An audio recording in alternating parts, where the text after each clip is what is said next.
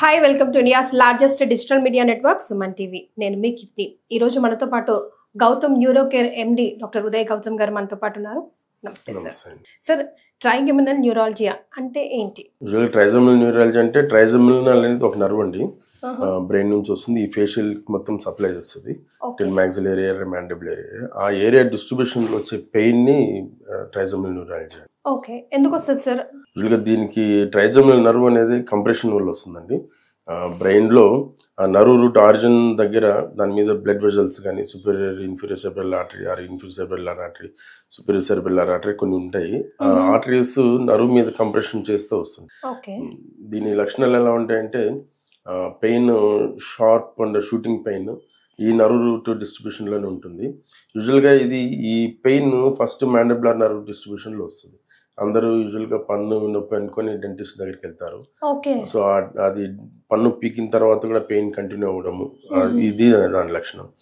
తర్వాత వాళ్ళు న్యూరాలజిస్ట్ దగ్గరికి వచ్చినప్పుడు దాని లక్షణాలను బట్టి పెయిన్ కూడా కంటిన్యూస్గా ఉండదు. విత్ ఇన్ ఫ్యూ సెకండ్స్లో వచ్చి ఆగిపోవడము, ఆ వచ్చిన పెయిన్ చాలా సివియర్గా ఉండడము, ఆ పెయిన్ వచ్చినప్పుడు ఈవెన్ ఫేస్ని టచ్ చేయలేకపోవడము, కూల్ వాటర్ తాగినా లేకపోతే ఏదైనా ఫేస్ మీద ఫేస్ వాష్ చేసుకునేటప్పుడు, షేవింగ్ చేసుకునేటప్పుడు మేల్స్ అయితే అది కూడా ట్రిగ్గర్ చేస్తుంది. చాలా సివియర్ పెయిన్ ఉంటుంది. అంటే ఒక నర్వ్ కంప్రెస్ అవుతే ఇలాంటి పెయిన్ వస్తుంది అని అన్నారు కదా సార్, ఎందుకు అవుతుంది కంప్రెస్? అది అనటామికల్ డిస్ట్రిబ్యూషన్, రీజన్ కరెక్ట్గా చెప్పలేము. కొన్నిసార్లు అనటామికల్ గా నరువుకి దగ్గరగా బ్లడ్ వెజల్ వెళ్ళడము దాని మీద డిపెండ్ ఉంటుంది. వెరీ రేర్ గా ఆ నర్వ్ రూట్ స్టార్టింగ్ లో చిన్న లీజన్స్ ఏదన్నా సిస్ట్లు కానీ చిన్న ట్యూమర్స్ కానీ ఏదైనా ఉన్నా కూడా వెరీ రేర్ గా ఆ పెయిన్ వచ్చే అవకాశం ఉంటుంది. ఓకే, సో జనరల్ సిమ్టమ్స్ అయితే చాలా విపరీతమైన పెయిన్ ఉంటుంది అని. సో దానికి ఏం టెస్టులు చేయాలి, ఎలాంటి ట్రీట్మెంట్ అవైలబుల్ లో ఉన్నాయి? యూజువల్ గా ఏంటంటే అది క్లినికల్ డయాగ్నోసిస్. ఆ పెయిన్ ఫేస్ వరకే రావడము, విత్ ఇన్ సెకండ్స్ లోనే ఉండడము, మళ్ళీ కొంచెం గ్యాప్ ఇచ్చి తర్వాత మళ్ళీ రావడము, సెకండ్స్ లోనే షార్ప్ పెయిన్ వస్తుందండి. అది క్లినికల్ డయాగ్నోసిస్. ఫేస్ నమ్నెస్ కూడా ఉండడము, ఫేస్ ని వాళ్ళ చల్లనీళ్ళని ఎక్స్పోజ్ కాలేకపోవడము, టచ్ చేసినా కూడా టచ్ చేయబోతున్నా కూడా పెయిన్ వస్తుందేమో అప్రిహెన్షన్ ఉండడం, ఇవన్నీ కూడా క్లినికల్ డయాగ్నోసిస్. తర్వాత అది కన్ఫర్మ్ చేసుకోవడానికి ఎంఆర్ఐ చేస్తాం. ఎంఆర్ఐలో కూడా ఫీస్టా సీక్వెన్స్లో ఎంఆర్ఐ చేస్తాము. దాంట్లో నర్వ్ రూట్ కంప్రెషన్ ఏదైనా ఉన్నా కూడా దాన్ని డయాగ్నోస్ చేయొచ్చు. వెరీ రేర్గా ఎంఆర్ఐలో కూడా అది డయాగ్నోసిస్ అవ్వకపోవచ్చు, కానీ బేస్డ్ ఆన్ క్లినికల్ సిమ్టమ్స్ దాన్ని డయాగ్నోసిస్ కన్ఫర్మ్ చేస్తాం. దానికి ట్రీట్మెంట్ ఎలా ఉంటుందంటే ఇనిషియల్గా ఓన్లీ మెడికల్ మేనేజ్మెంట్ ఇస్తాం. మెడిసిన్స్, యాంటీకన్వల్సెంట్స్ అంటే న్యూరోపతిక్ పెయిన్ రిలేటెడ్ మెడిసిన్స్ కూడా ఇస్తాము. దానికి కూడా తగ్గకపోతే నాన్ సర్జికల్ మెథడ్స్ ఉంటాయి. బోటాక్స్ ఇంజెక్షన్ కూడా ఇస్తున్నారు కొన్నిసార్లు దాని తగ్గడానికి. బెస్ట్ ట్రీట్మెంట్ అంటే సర్జరీ ఉంటుందండి. మైక్రోవాస్కులర్ డీకంప్రెషన్ సర్జరీ చేసి నర్వ్ రూట్కి బ్లడ్ వెజల్కి మధ్యలో టెఫ్లాన్ ప్యాచ్ పెట్టేస్తాం. సో అది టచ్ అవ్వకుండా ఉంటుంది, పెయిన్ కూడా రాదు. సో చాలా మంది సర్జరీకి విల్లింగ్గా లేని వాళ్ళకి non surgical methods, radio frequency, gamma knife ద్వారా నర్వ్ రూట్ స్టార్టింగ్లో అప్డేట్ చేసిస్తాము. గ్లిజరాల్ ఇంజెక్షన్స్ కూడా ఇస్తారు. ఈ మధ్య రేడియో ఫ్రీక్వెన్సీ అబ్లేషన్స్ కూడా చేస్తున్నారు. Which is more effective sir? అంటే సర్జరీకి వెళ్ళడానికి భయపడడం వేరు, ఎమర్జెన్సీగా ఇట్స్ నీడెడ్ అనేది వేరు కదా.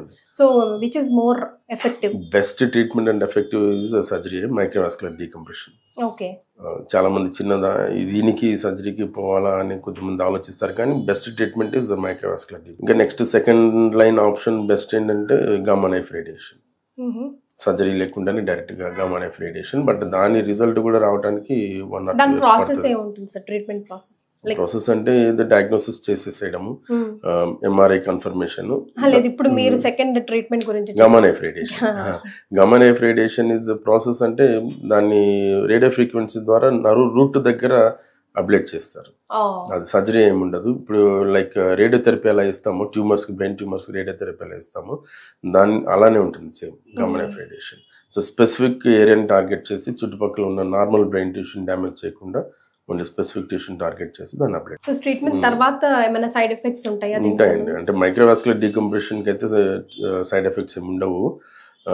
దీనికి గామా నైఫ్ రేడియేషన్ కానీ, గ్లిజరాల్ ఇంజెక్షన్స్ కానీ, రేడియో ఫ్రీక్వెన్సీ అబ్లేషన్స్ కానీ వీటికి సైడ్ ఎఫెక్ట్స్ ఉంటాయి. అంటే నర్వ్ రూట్ని మనం అబ్లేట్ చేస్తున్నాం కదా, ఆ డిస్ట్రిబ్యూట్ అది సప్లై చేసే ఫేస్ అంతా కూడా కొంత నమ్నెస్ రావడము, ఫేస్ డీవియేషన్ రావడం ఇవన్నీ కొంచెం సైడ్ ఎఫెక్ట్స్ అయితే ఉంటాయి. సో ఎన్ని రోజులు టైం పడుతుంది సార్ వాళ్ళు సెట్ అవ్వడానికి? ఒక పేషెంట్ అప్రోచ్ అయిన తర్వాత ఎన్ని రోజులు టైం? మెడికల్ మేనేజ్మెంట్ అయితే మినిమం 3 months ఇవ్వాలి. 3 months వరకు కూడా తగ్గకపోతే next surgical options radio frequency ablation కానీ గామా నేఫ్ రేడియేషన్ కానీ అది తగ్గాలన్నా కూడా మినిమం 1 to 1.5 years పడుతుంది. సర్జరీ అయితే మైక్రోవాస్కులర్ డీకంప్రెషన్ సర్జరీకి అయితే ఇమీడియట్ గానే రిజల్ట్ వస్తుంది. సో ఏ ఏజ్ గ్రూప్ కానివ్వండి లేకపోతే ఇన్ జనరల్ గా ఎవరు ఎక్కువగా బాధితులు ఉన్నారు సార్ దీనికి? యూజువల్ మిడిల్ ఏజ్ గ్రూప్ నుంచి కొంచెం అడల్ట్స్ వరకు కూడా 30-35 years నుంచి 55-60 years వరకు కూడా ఇది ఎక్కువ. సో ఎలాంటి కరెక్షన్స్ చేసుకోవాలి సార్ లైఫ్ స్టైల్లో? రాకుండా ప్రికాషన్స్ ముందుగా రాకుండా ఏం ప్రికాషన్స్ ఏమి ఉండవు దీనికి. అది ఎందుకంటే అనటామికల్ డిస్ట్రిబ్యూషన్ కాబట్టి అది బేసిక్గా వాళ్ళు పుట్టుకతో వచ్చిన కొన్ని వేరియేషన్స్ వల్ల నర్వ్ రూట్కి దగ్గరలో ఆ బ్లడ్ వెజల్ వెళ్ళడం వల్ల వచ్చింది ఇది. సో ముందుగానే ప్రికాషన్స్ ఏమి ఉండవు దానికి. వచ్చిన వెంటనే ఇమీడియట్గా ఐడెంటిఫై చేసి చాలా స్పీడ్గా ట్రీట్మెంట్ తీసుకోవడము. ఇయర్స్ టుగెదర్ మెడిసిన్స్ వాడకుండా మినిమం 3 months వరకే వెయిట్ చేసి చూడాలి. 3 monthsకి మెడిసిన్స్ తగ్గదంటే ఇంకా తగ్గదు. అది నెక్స్ట్ సర్జికల్ ఆప్షన్స్కి ఇది ఇంకా క్రిటికల్ అయ్యి లైఫ్ థ్రెట్ లైఫ్ థ్రెట్ ఏముండదు. Only thing is pain. ఆ పెయిన్ భరించలేరు. నర్వ్ పెయిన్ ఎప్పుడు చాలా సివియర్గా ఉంటుంది. ఏ పని చేయలేరు, ఇక నిద్ర పట్టదు.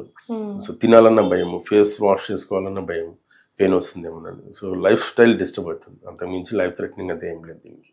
రైట్. సో బికాస్ బ్రెయిన్ నుంచి పాకినావు కాబట్టి సార్ లాస్ట్లీ అన్ని పెయిన్స్ ఈ పెయినే కాదు అని చెప్పడానికి మనం ప్రేక్షకులకి ఏం చెప్పొచ్చు? డెఫినెట్ గా ఉంటుంది. దీంట్లో ట్రైజమినల్ న్యూరాలజియాను అండ్ ఏటిపికల్ ఫేషియల్ పెయిన్స్ అంటాం. రిమైనింగ్ పెయిన్స్ కూడా వస్తాయి చాలా డిఫరెంట్ గా. ట్రైజమినల్ న్యూరాలజియా అంటే అది సెకండ్స్ లోనే ఉంటుంది. 30 seconds 40 seconds మాక్సిమం 1 minute వరకే ఉంటుంది పెయిన్. ఆగిపోతుంది. మళ్ళీ ఎప్పుడు వస్తుందో తెలియదు. మళ్ళీ ఒక 1 hour తర్వాత 2 hours తర్వాత సడన్ గా రావచ్చు. That also lasts for only seconds, 30 seconds వరకు ఉంటుంది, మళ్ళీ పోతుంది. సో ఇలా వస్తూ పోతూ ఉన్న పెయినే ట్రైజమినల్ న్యూరాలజియా. అలా కాకుండా కొన్ని ఫేషియల్ పెయిన్స్ వచ్చి 1 hours టుగెదర్ ఉంటాయి. That is different. దాని మెకానిజం కూడా ఏమి ఉండదు. సో దానికి కూడా medical management. Right sir, thank you so much. Thank you.